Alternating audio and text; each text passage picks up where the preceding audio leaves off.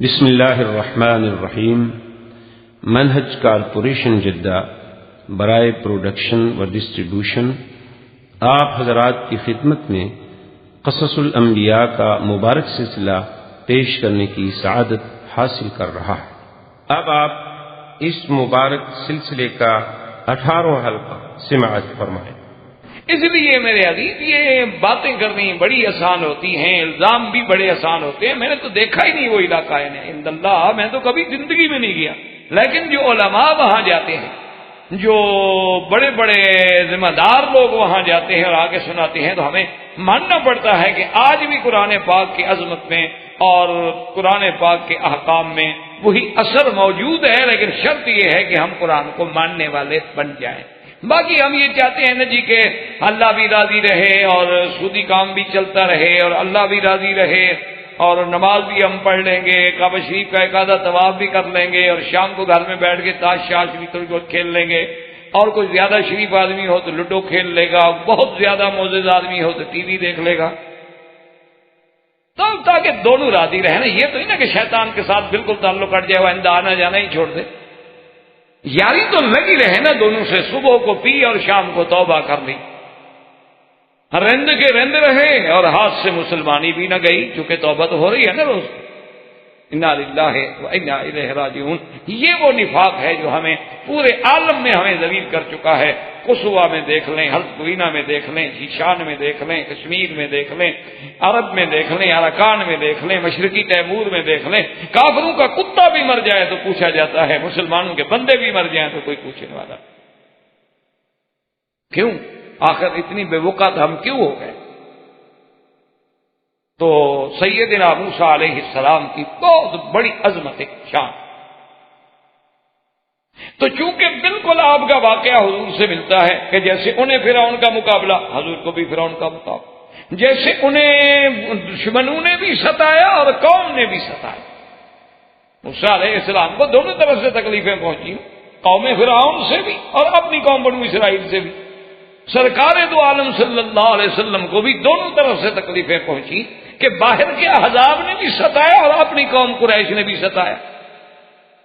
سیدنا موسیٰ علیہ السلام کو جیسے بار بار ہجرت کرنی پڑی، اسی طرح سرکار دو عالم صلی اللہ علیہ وسلم کے صحابہ کو بھی کبھی مکے سے حبشہ، حبشے سے پھر مکہ مکرمہ، مکہ مکرمہ سے پھر حبشہ، حبشہ سے پھر مدینہ منورہ، بے عین ہی وہی واقعات سرکار دو عالم صلی اللہ علیہ وسلم کو بھی پیش آئے۔ اور اسی طرح یاد رکھیں کہ جس طرح یعنی موسیٰ علیہ السلام کے ایسے معجزات جو بالکل ایسے واضح تھے جیسے سورج چمک رہا ہوگا، لیکن قوم نے نہ مانا۔ سرکار دو عالم سیدنا محمد رسول اللہ صلی اللہ علیہ وسلم کے بھی ایسے کھلے معجزات کہ جس کو ایک معمولی سی عقل والا بھی سمجھ لے، لیکن قوم نے نہ مانا۔ تو موسیٰ علیہ السلام کے قصے کو سرکار دو جہاں کے قصہ مبارک سے بڑی مشابہت۔ اور اسی طرح یہ بھی دیکھ لیں کہ سیدنا محمد الرسول اللہ صلی اللہ علیہ وسلم جو ہیں، آپ بھی ولد اسماعیل یعنی سیدنا ابراہیم کی اولاد، حضور صلی اللہ علیہ وسلم بھی تو ولد ابراہیم ہیں، اور موسیٰ علیہ السلام بھی یعقوب علیہ السلام کے پوتے کے پوتے ہیں، اور یعقوب علیہ السلام جو ہے حضرت اسحاق، اور حضرت اسحاق حضرت ابراہیم کی اولاد، یعنی اوپر جا کر سلسلہ بھی ایک ہے کہ سرکار دو جہاں بھی دراصل سیدنا ابراہیم کی اولاد ہیں، یعنی آپ کے جد امجد حضرت ابراہیم۔ اسی طرح موسیٰ علیہ السلام کے جد امجد بھی حضرت ابراہیم، کیونکہ موسیٰ علیہ السلام جو ہے حضرت یعقوب کے پوتے کے پوتے، اور حضرت یعقوب علیہ السلام کی اولاد میں سے ہیں۔ تو اس وجہ سے بھی اللہ تبارک و تعالی نے موسیٰ علیہ السلام کے قصہ مبارک کو بڑی تفصیل کے ساتھ قرآن میں متعدد سور مبارک میں ذکر کرنا ایک۔ اور دوسری بات یہ یاد رکھیں کہ علماء کرام نے لکھا کہ اس واقعے کو، موسیٰ علیہ السلام کے قصہ مبارک کو اللہ نے اتنی تفصیل کے ساتھ کیوں بیان کیا؟ انہوں نے کہا کہ اس کی وجہ یہ ہے کہ میرے آقا رحمت للعالمین، رحمت دو جہاں سیدنا محمد الرسول اللہ صلی اللہ علیہ وسلم کی جب بعثت ہوئی، آپ کو نبوت ملی، آپ کا اعلان ہوا، تو آپ کے مقابلے پر جو قومیں تھیں سب سے پہلے مکے میں آپ کا ٹکارا جو ہے مشرکوں سے ہوا، مکے کے کافروں سے، قریش۔ اور جب سرکار دو عالم صلی اللہ علیہ وسلم مدینہ منورہ میں تشریف لے گئے تو مقابلہ کس سے ہوا؟ یہود سے، کہ وہاں یہود جو تھے بڑے زور میں تھے، بنی قریظہ، بنی قینقاع اور بنو نذیر، اور تو اس لیے، اور یہ سب یہودی جو تھے، یہ کون تھے؟ یہ اپنی نسبت کرتے تھے سیدنا موسیٰ علیہ السلام کے ساتھ کہ ہم تو جی صاحب تورات ہیں، ہم تو اہل کتاب ہیں، ہم تو موسیٰ علیہ السلام کو ماننے والے ہیں۔ آج بھی یہودیوں سے پوچھ لیں، وہ کہتے ہیں بھی ہم تو بالکل اہل کتاب ہیں، اور ہم اپنی کتاب پہ اتنے پکے ہیں، یعنی واللہ میں اللہ کے گھر میں مسجد میں بیٹھا ہوں، حرم میں، مجھے افسوس سے، دکھ سے یہ بات کہنی پڑتی ہے کہ یہود اپنے اس کتاب کے بعض اصولوں پہ اتنا پکا ہے، یعنی آج بھی، یعنی آپ یہ تصور نہیں کر سکتے کہ کوئی یہودی کوئی بکری یا بھیڑ یا دمبا یا مرغی ایسی اپنے کھانے میں استعمال کر لے گا جس کی ذبح کا اس کو یقین نہ ہو، سوال نہیں پیدا، سوال ہی پیدا نہیں ہوتا۔ یعنی آپ حیران ہوں گے کہ بڑے بڑے ذمہ دار لوگ جو ہیں نا، یا لائن کے بڑے بڑے قسم کے جو یعنی ان کے جی ایم لیول کے لوگ ہوتے ہیں یا ڈائریکٹرز ہوتے ہیں، وہ ہمیں سفر میں مشورہ دیتے ہیں کہ بھئی اگر کوئی ایسی بات ہو آپ لکھ دیا کریں کوشر، اطمینان سے کھائیں، اہل کتاب کا ذبیحہ ہے۔ پورے یورپ میں آپ جائیں، پورے امریکہ میں آپ جائیں، پوری افریقہ میں آپ جہاں مرضی آئیں جائیں، اگر اس ملک میں یہودی رہتا ہے تو بڑی بڑی سپر مارکیٹیں ہیں، ان میں اس کا کھانے کا بالکل سیکشن الگ ہے، وہاں آپ کو ہر چیز جو ہے وہ ملے گی، ذبیحہ ہوگا، اور اس میں خنزیر کی چربی بھی نہیں ہوگی۔ ان کے بسکٹ الگ ہوں گے، ڈبل روٹی الگ ہوگی، ان کے جناب جتنے استعمال کرنے کی چیزیں ہیں، مثلا یہ ہیئر کریم ہے، کریم ہے چہرے کی، یہ وہ، یعنی جن میں شبہ ہو سکتا ہے کہ اس میں ہو سکتا ہے کہ خنزیر کی چربی ہو، وہ سوال پیدا نہیں ہوتا کہ وہ استعمال کریں۔ اور ہمارے تو ماشاءاللہ پڑھے لکھے لوگ جو ہیں اپنے گھروں میں قیمتی سے قیمتی میک اپ کا سامان لے آتے ہیں نا، بڑی مشہور کمپنیوں کا، روشاس کا، الزبتھ آرڈن کا، جس میں 100% خنزیر کی چربی ہوتی ہے، 100%، 90% بھی نہیں۔ اسی لیے ان کے آپ نے دیکھا ہوگا نا کہ ان کا جو کلر ہوتا ہے وہ بڑا رہتا ہے، زائل نہیں ہوتا جلدی، کیونکہ اس میں لازم الکحل ہوتا ہے، الکحل کا جب تک ٹچ نہ ہو رنگ رہ نہیں سکتا۔ اسی لیے آپ جتنے بیوریج بناتے ہیں نا مسلمان، تو آپ ابھی دیکھیں گے تو سارے بچوں کا منہ بھی لال پیلا ہو جائے گا شربت کے رنگ میں، لیکن پیپسی کا ان کا رنگ نہیں چڑھتا آپ کے کپڑوں۔ وجہ کیا ہے؟ اس میں پیپسین ہوتا ہے، اس میں الکحل ہوتا ہے۔ لیکن ہم نے تو کبھی خیال نہیں کیا نا، اس لیے کہ دیکھیں جی اپنا گوشت اگر لیں تو 25 ریال کلو، اور باہر کا گوشت ملتا ہے 8 ریال کلو، چاہے مردہ جانور کا ہو چاہے کسی بلا کا ہو، ہمیں کیا ملتا تو 8 ریال کا ہے۔ ہمیں تو جو سستا ملے، ہم نے کہا مجھے، ہم نے ہوٹل کھولا ہے جناب، ہم نے 10 ریال کی پلیٹ دینی ہے، 25 ریال کلو والا گوشت لے کر 10 ریال کی پلیٹ دیں، ہم تو ختم ہو گئے، اس لیے ہم 8 ریال والا کیوں نہ لیں۔ اچھا مسلمان بھی سمجھتے ہیں یار بوٹیاں اس میں بہت ہیں، اچھا حرام ہیں حلال ہیں، بسم اللہ تو پڑھ رہے ہیں نا یار، خدا کے گھر میں حلال ہی آیا ہوگا جی، اور جی مکے مدینے میں حرام بھلا کہاں سے آ سکتا ہے؟ بھئی ابو جہل تمہارے ملک میں رہتا تھا، جی مکے مدینے، اور اللہ کے بندے ہر جگہ شیطان کے چھوٹے چھوٹے ذریت کام کرتی ہے، یہاں خود بڑا ابلیس کام کرتا ہے، یہ مرکز ہے، یہ اسلام کا دارالخلافہ ہے، یہاں ہمیں گمراہ کرنے کے لیے وہ خود خبیث خود کام کرتا ہے۔ باہر تو اس کو پتا ہے کہ ایک چھوٹا سا بھیج دیں گے، ایک بچہ سا بھی جنوں کا شیطانوں کا تو کافی ہے ان کو تو آگے لگانے میں، ان کا کیا ہے، یہ تو ایسی قوم ہے سبحان اللہ، ان سے 11ویں منواؤ تو تیار ہیں، ان کو حضرت حسین کی شہادت سناؤ رونے کے لیے تیار ہیں، یزید کی بہادری اور صفائی میں تقریر کر دو تو یہ نعرے مارنے کے لیے تیار ہیں، باقی یزید بے گناہ تھا۔ اس قوم کا کیا ہے؟ یہ بڑے لوگ ہیں سخت کہ ماننے پہ آئے تو صدیق بن گئے، اور انکار کیا تو ابو جہل بن گئے۔ یہ جھل مل نہیں ہے درمیان میں، کبھی ادھر کبھی ادھر، کبھی ادھر کبھی ادھر، یہ نہیں، اس لیے یہاں وہ بدبخت خود کام کرتا، اسی لیے آپ سارے، یہ میں ایسے نہیں کہہ رہا، قرآن و حدیث کی روشنی میں کہہ رہا ہوں، جب حضور صلی اللہ علیہ وسلم کے بارے میں مشورہ ہوا قرآن میں وَإِذْ يَمْكُرُ بِكَ الَّذِينَ كَفَرُوا، تو شیطان جو ہے ایک نجدی شیخ کی شکل میں بزرگ بن کے آگے سردار بن کے شریک ہو گیا، وہ خود آیا۔ جب بدر کا موقع آیا تو ابو جہل کے ساتھ خود چلا، کسی اور کو نہیں بھیجا۔ اس لیے یہاں تو ہمارے بھٹکنے کا زیادہ خطرہ ہے، یہاں تو ہمارے راستے میں اگر چھوٹا سا کانٹا بھی آ گیا تو پتہ نہیں ہم کہاں جائیں گے، تو حرمین ہے، یہ تو اللہ کا حرم ہے، بلد الامین ہے۔ اس لیے علماء نے لکھا ہے کہ موسیٰ علیہ السلام کے واقعے کو اس لیے بھی کھول کے بیان کیا گیا کہ آگے یہود موجود ہیں اور وہ چیلنج کر رہے ہیں حضور صلی اللہ علیہ وسلم کو، ان کے پاس تورات ہے اور وہ دعویٰ کر رہے ہیں کہ جی آپ تو اس امت میں بھیجے گئے جو امیین ہیں، ان پڑھ قوم تھی، اور ہم تو اہل کتاب ہیں۔ اس لیے انہوں نے تو اللہ تبارک و تعالی نے موسیٰ علیہ السلام کے واقعے مبارک کو اتنا کھول کے بیان کر دیا کہ حقیقتاً تو یہود جو تھے نا جی وہ بالکل یعنی لا جواب ہو گئے، لیکن ضد کا تو کوئی علاج۔ جیسے وہ ایک مثال مشہور ہے، ایک آدمی کہا جی میں لاہور گیا تھا، پورے لاہور کو جھوٹا کر کے آ گیا۔ انہوں نے کہا یار کمال ہے، سارے لاہور والے جھوٹے ہو گئے۔ انہوں نے کہا جب میں نے کسی کی نہیں مانی، بس میں نہیں مانتا تھا کسی کی، سارے جھوٹے ہو گئے، وہ جو کہتے تھے میں نہیں مانتا، تو لہذا لاہور والے سارے جھوٹے ہو گئے، میں ہی سچا رہا نا اکیلا۔ ورنہ حقیقت یہ تھی کہ ایک نبی امی سرزمین مکہ میں پیدا ہونے والے، الذی لا اب لہ ولا ام لہ نشأ فی قوم جہال، یعنی سرکار دو جہاں، یعنی جب پیدا ہوئے تو باپ فوت ہو گیا، 7 سال کے ہوئے ماں فوت ہو گئی، ایسی قوم میں پیدا ہوئے جو قوم جاہل ہے، امی ہے، جس نے ایک لفظ نہیں پڑھا ہوا، لیکن اس کے باوجود وہ ذات جو ہے قدوۃ للعالمین، سارے جہاں کے لیے اور جن و انس کے لیے اللہ تبارک و تعالیٰ اسے قدوہ بنا دے، نمونہ بنا دے، اس سے بڑی شان کیا ہو سکتی ہے۔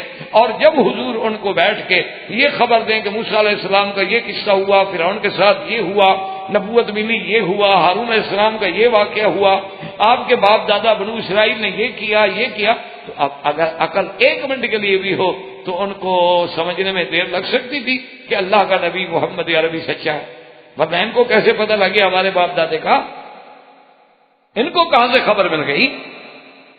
اس لیے بھی اللہ تبارک و تعالی نے موسیٰ علیہ السلام کا واقعہ مبارک جو ہے بڑا کھول کر قرآن پاک میں بیان فرمایا۔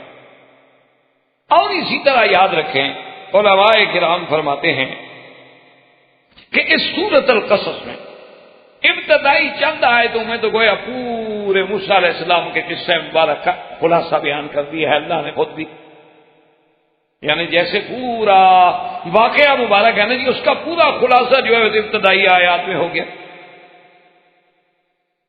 اور پھر تفصیل جو ہے اللہ نے بعد میں ذکر فرمایا۔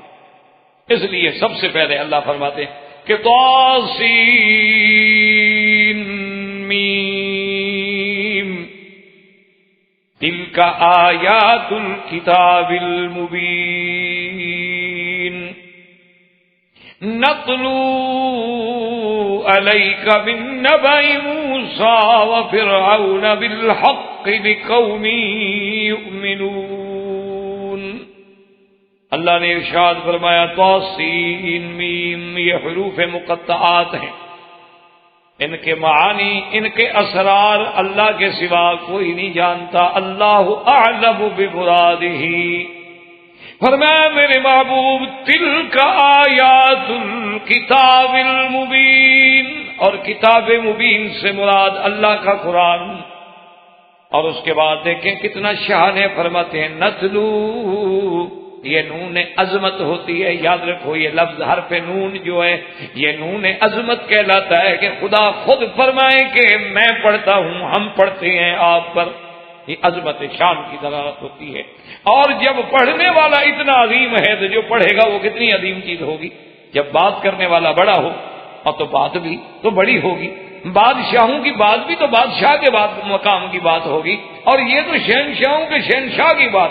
اس لیے جہاں جہاں نون آئے گا یاد رکھیں جیسے اللہ نے فرمایا وَسَنُقْرِئُكَ فَلَا تَنْسَى إِلَّا مَا شَاءَ اللَّهُ إِنَّهُ يَعْلَمُ الْجَهْرَ وَمَا يَخْفَى وَنُيَسِّرُكَ لِلْيُسْرَى، وہاں بھی نون ہے، وَنُيَسِّرُكَ لِلْيُسْرَى، یا جیسے فرمایا اِنَّا نَحْنُ نَزَّلْنَا عَلَيْكَ الْقُرْآنَ، اِنَّا نَحْنُ نَزَّلْنَا، یہاں بھی اللہ فرماتے ہیں کہ نتلو علیک، ہم پڑھیں گے آپ پر محمد مصطفیٰ، ہم نے پڑھا آپ پر کیا، من نبأ موسیٰ وفرعون بالحق لقوم یؤمنون، من نبأ موسیٰ، یاد رکھو نبأ مانا خبر، انباء مانا اخبار، لیکن فرق ہے دونوں میں، نبا اس خبر کو کہتے ہیں جو بڑی اہم خبر ہو، بڑی عظیم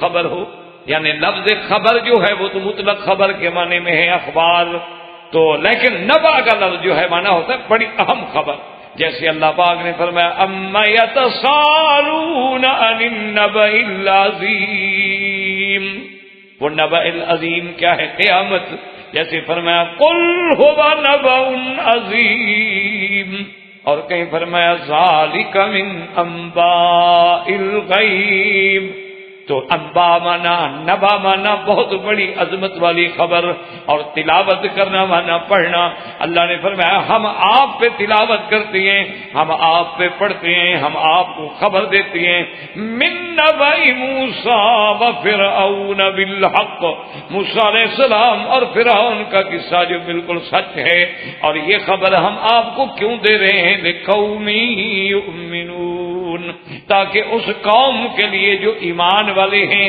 جو اللہ رسول کو ماننے والے ہیں، ان کے لیے یہ اخبار، یہ قصہ موسیٰ علیہ السلام جو ہے ہدایت کا ذریعہ بن جائے۔ یہاں اللہ نے آگے فرمایا ان فرعون علا فی الارض وجعل اہلہا شیعا یستضعف طائفۃ منہم یذبح ابناءہم وَيَسْتَحْيِي نِسَاءَهُمْ إِنَّهُ كَانَ مِنَ الْمُفْسِدِينَ، اللہ نے فرمایا کہ میرے محبوب ان فرعون علا فی الارض، فرعون سرکش ہو گیا زمین، اللہ کو یاد رکھے سرکشی کبھی تکبر نہ کریں، ہر گناہ کے لیے معافی کی گنجائش ہے، لیکن جب آدمی تھوڑا سا تکبر کر بیٹھ جائے پھر ٹوٹ جائے، پھر اللہ اس کو نہیں رہنے، اور اگر کبھی زبان سے کوئی کلمہ نکل جائے تو فوراً استغفر اللہ استغفار کر دیا، اللہ سے معافی مانگ لی، کیونکہ یہ کبریائی جو ہے نا یہ صرف میرے اللہ کو زیبا ہے، اس لیے فرماتے ہیں العظمت ازاری والکبریاء ردائی، اللہ فرماتے ہیں عظمت بھی میرے لیے ہے، کبریائی بھی میرے لیے، فمن نازعنی، جو ان دو چیزوں میں حصے دار بننا چاہے، خود تکبر کر کے میری صفت میں سے دینا چاہے، فرمایا پھر میں قسم ہوں اس کو توڑ کے رکھ دیتا ہوں، اللہ تبارک و تعالیٰ، کیونکہ متکبر شان اسی کی ہے، اور کیسے کوئی تکبر کر سکتا ہے؟ اس لیے حضرت علی رضی اللہ تعالیٰ عنہ فرماتے ہیں کہ مجھے انسان سے تعجب آتی ہے کہ کیف یتجبر و کیف یتکبر، کیسے وہ تکبر کرتا ہے، کیسے وہ تجبر کرتا ہے، جبار بنتا ہے، وہ بھول جاتا ہے کہ ماں کے پیٹ میں میری غذا کیا تھی، میں ایک گندے پانی سے پیدا ہوا اور دوسرا گندا خون کھا کھا کے میں زندہ رہا، اور اس کے بعد روزانہ اپنی گندگی پہ بیٹھتا ہے اور اپنے پیٹ میں بھی گندگی لے کے پھرتا ہے، پھر میں پتہ نہیں کس بات سے تعجب تکبر کرتا ہے، جی میں بڑا تھی، کیا بڑا تھی؟ کس بات کی بڑائی؟ بڑائی تو ہے تقوی میں، بڑائی تو ہے تواضع میں، بڑائی تو ہے اللہ کے صحیح معنی میں بندہ بننے میں، وہ پھر تمہیں خود بخود بڑا بنا دیتے ہیں، پھر تمہیں خود بخود عزت عطا فرما دیتے ہیں، ورنہ فرمایا کہ کیسے؟ حضرت علی نے فرمایا کہ مجھے تعجب آتی ہے، فرمایا سب سے بہتر غذا انسان کے لیے کیا ہے؟ اصل شہد، اور وہ کیا ہے؟ ایک کیڑے کی گندگی ہے، اور فرمایا سب سے بہترین کپڑا بندے کے لیے کیا ہے؟ ریشم، اور ریشم کیا ہے؟ وہ بھی ایک کیڑے کا فضلہ ہے، گندگی ہے، اور فرمایا پیٹ میں بھی گندگی ہے، اور 24 گھنٹے میں ایک دفعہ یا 2 دفعہ اپنی گندگی پہ بیٹھ کے اپنے ہاتھوں سے گندگی صاف کرتا ہے، اور پھر بھی کہتا ہے کہ میں، اور میں کس بات کی میں؟ اس لیے اللہ نے فرمایا کہ فرعون جو تھا الا فی الارض، زمین میں سرکش ہو، وجعل اهلها شیعا، اور اس علاقے کے ملک کے رہنے والے جو تھے ان کو اس نے ٹکڑوں میں بانٹا ہوا تھا، تقسیم کیا ہوا تھا. یستضعف طائفة منهم، ایک جماعت کو اس نے اتنی کمزور کر دیا، اتنی ان کو کچل ڈالا تھا کہ یذبح ابناءهم ویستحیی نساءهم انہو کان من المفسدین. اللہ پاک نے فرمایا کہ وہ کیا کرتا تھا، ان کے بچوں کو، ذکور کو، لڑکوں کو ذبح کر دیتا تھا، ان کی عورتوں کو چھوڑ دیتا تھا، لڑکیوں کو چھوڑ دیتا تھا. وہ تھا بڑے فساد کرنے والوں میں.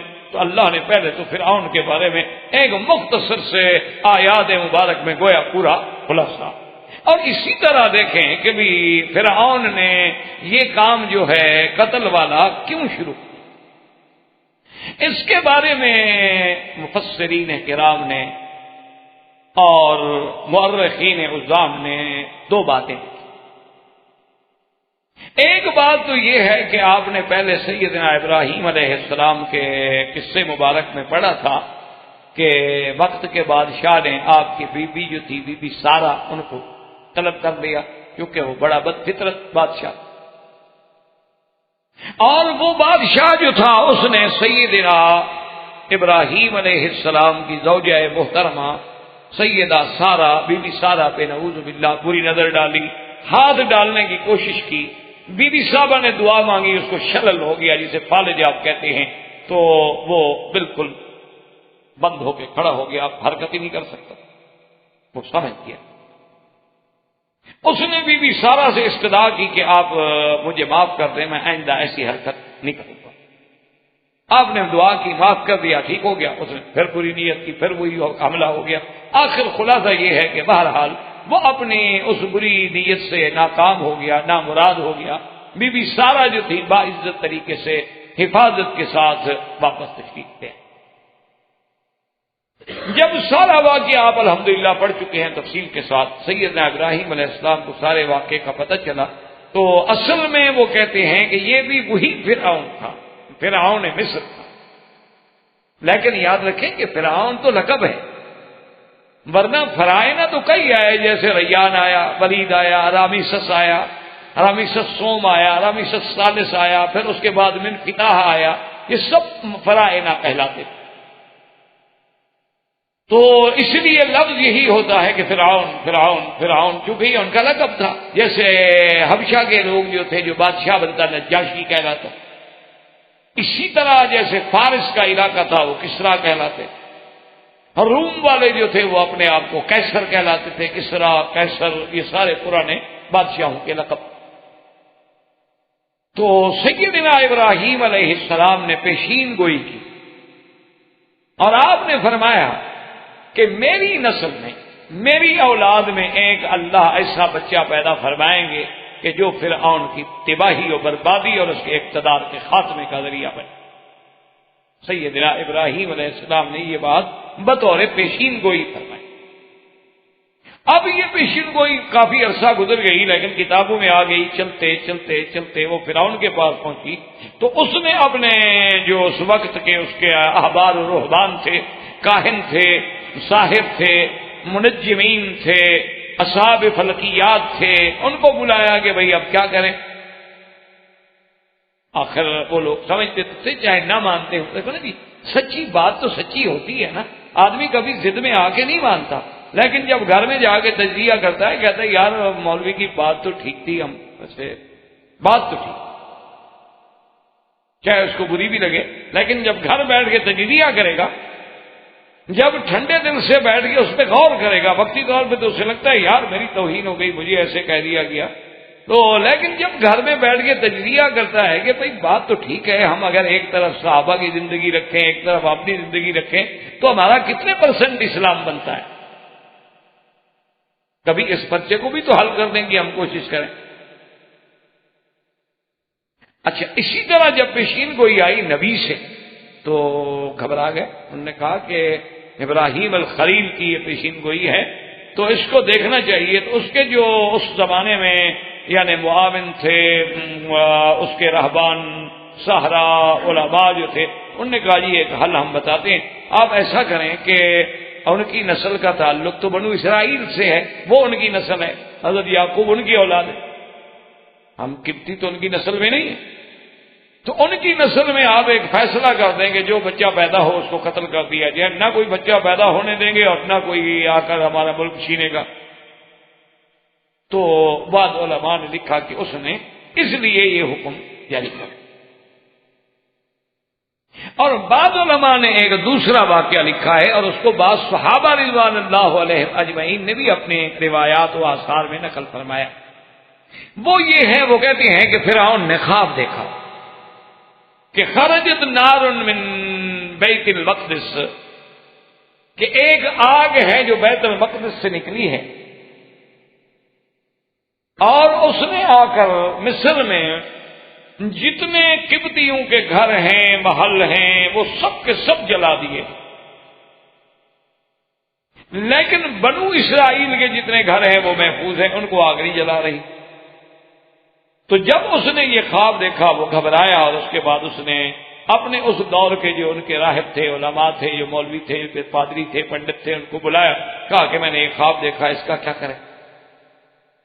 انہوں نے کہا کہ جناب اس کا تو اب حل یہی ہو سکتا ہے، یہ علامت ہے اس بات کی کہ بیت المقدس کی جانب سے، یعنی اس طرف سے کوئی ایسا آدمی آئے گا جو قبطیوں کی ہلاکت کا ذریعہ بنے گا، ان کو جلا ڈالے گا اور بنو اسرائیل بچ جائیں گے۔ اس نے کہا اس کا حل کیا ہے؟ اس نے کہا اس کا حل یہ ہے کہ جتنے بنو اسرائیل کے بچے پیدا ہوں ان کو قتل کر دیا۔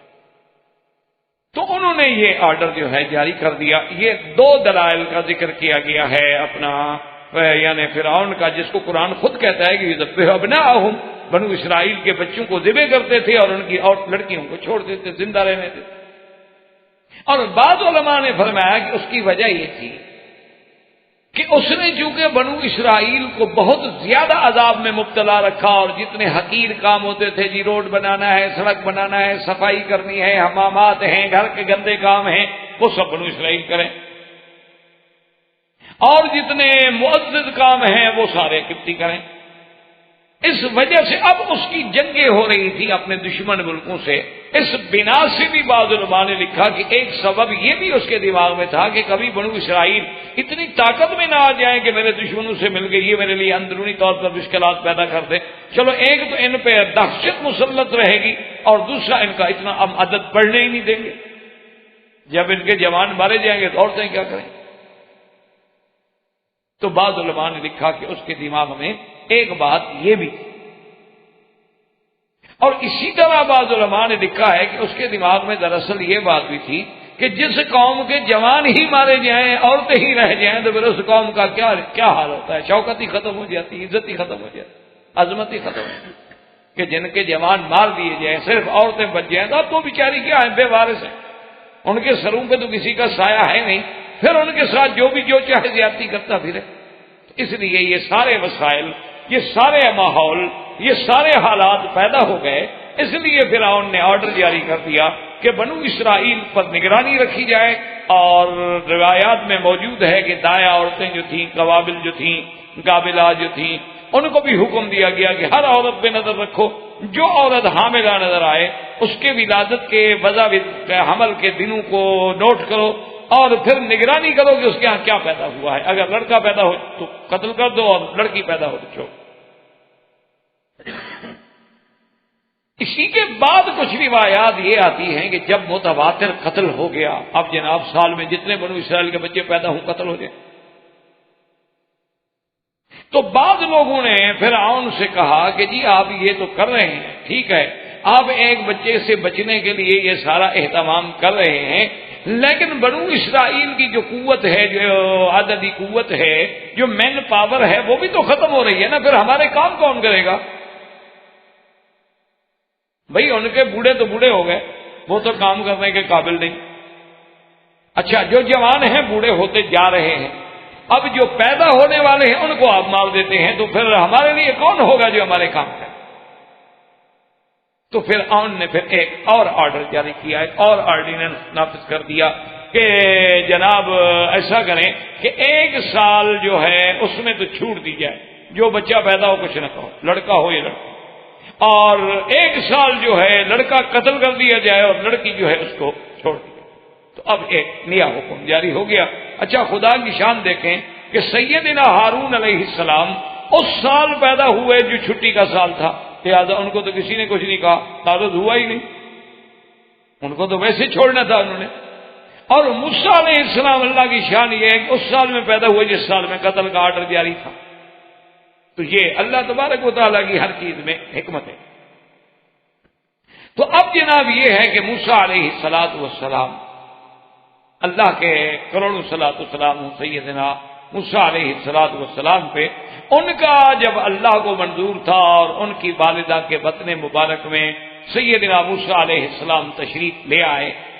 بعض علماء نے کتب سابقہ سے، روایات اسرائیلیہ سے یہ لکھا ہے کہ موسیٰ علیہ السلام کا نام جو تھا آیا دخت، اور بعض نے کہا ہے آیا رخا، 2 نام نقل کیے گئے ہیں کتابوں میں، یعنی لیکن یہ اسرائیلی روایات ہے، قرآن تو نام لیتا نہیں اور نہ حدیث مبارک میں نام ہے، اس لیے بہرحال کتب متقدمہ سے یہ روایات ہمیں ملتی ہیں کہ موسیٰ علیہ السلام کی والدہ کا نام یا تو آیا دخت تھا اور یا آیا رخا تھا۔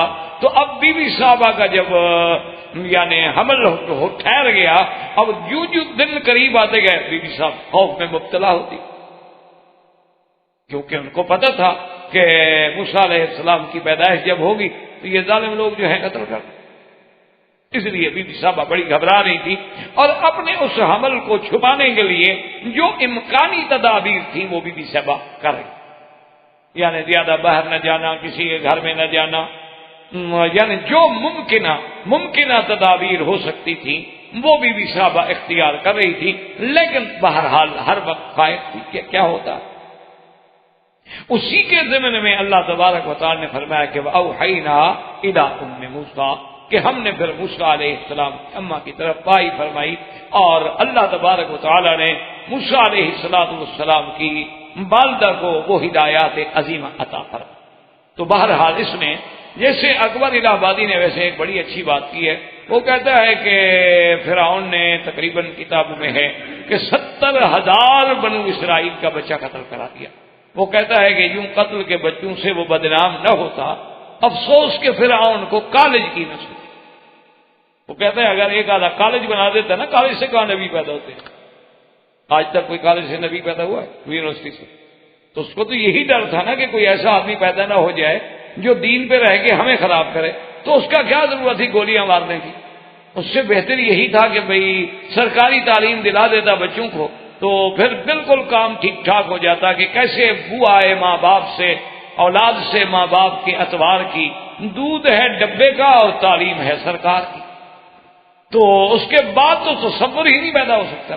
اور جو سب سے قیمتی دودھ ہیں، آپ ڈاکٹر لوگ ہیں ذرا پڑھ لیا کریں کہ اس میں کیا کیا ہوتا ہے، یہ ذرا آپ تحقیق کر لیں، جو سب سے مہنگا ہو نا اسی کو چیک کریں، جو سب سے سستا ہو وہ ہو سکتا ہے کہ ان بلاؤں سے خالی ہو، لیکن جو زیادہ سے زیادہ قیمتی ہوگا نا جی، جیسے وہ ہمارے ایک مولوی صاحب ہیں، اب بھی زندہ ہیں ماشاءاللہ، وہ کہتے تھے مکی صاحب جب آگے کوئی لفظ شریف کا لگے نا تو ڈرا۔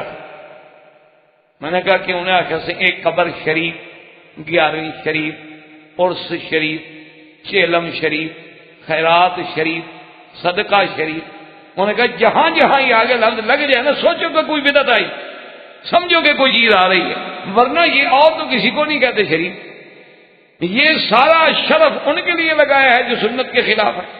تو بہرحال اللہ تبارک و تعالیٰ کی شان ہے، اللہ فرماتے ہیں کہ ہم نے موسیٰ علیہ السلام کی والدہ کی طرف وحی کی، زندگی رہی انشاءاللہ تو بات باقی۔ وآخر دعوانا الحمدللہ رب العالمین۔ برادران اسلام، واجب الاحترام بزرگوں، دوستوں، بھائیوں، عزیز نوجوانوں، الحمدللہ اللہ کے فضل و کرم، احسان و منت سے سلسلہ قصص الانبیاء علیہم الصلاۃ کے ضمن میں ہم سیدنا موسیٰ علیہ السلام کے قصہ مبارک کو شروع کر چکے تھے، اور جس کا ابتدائی کچھ حصہ میں نے پہلے درس سابقہ میں عرض کر دیا۔ سیدنا موسیٰ علیہ السلام اللہ کی قدرت سے اس سال میں پیدا ہوئے جس سال میں فرعون نے بچوں کے لیے جو نوبہ مقرر کیا تھا کہ 1 سال کے لیے معاف کر دیا کہ بد قتل کر، اور 1 سال میں جو بھی بچہ پیدا ہو قتل کر دیا جائے اور بچی پیدا ہو چھوڑ دی۔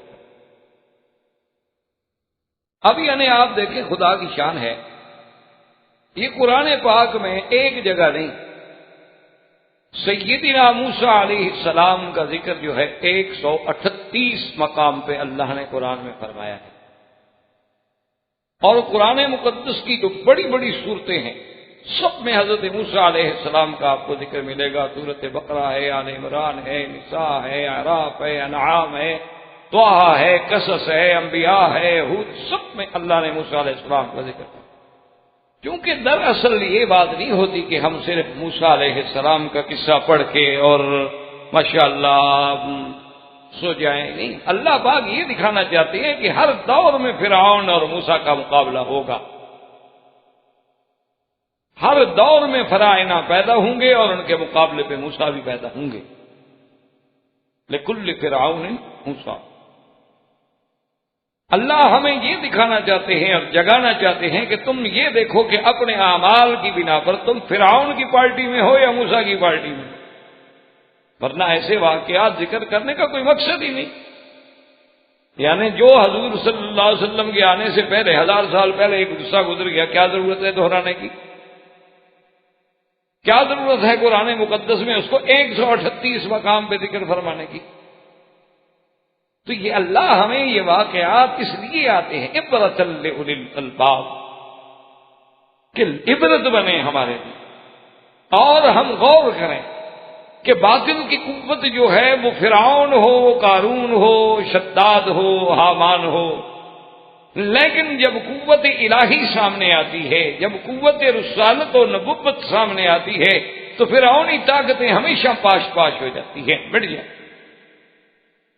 اس لیے اللہ نے قرآن میں یہ قصص بیان فرمائے کہ آپ دیکھیں کہ موسیٰ اور ہارون علیہ السلام 2 بھائی ہیں، کچھ بھی نہیں ساتھ، اور کس حالات میں موسیٰ علیہ السلام پیدا ہو رہے ہیں۔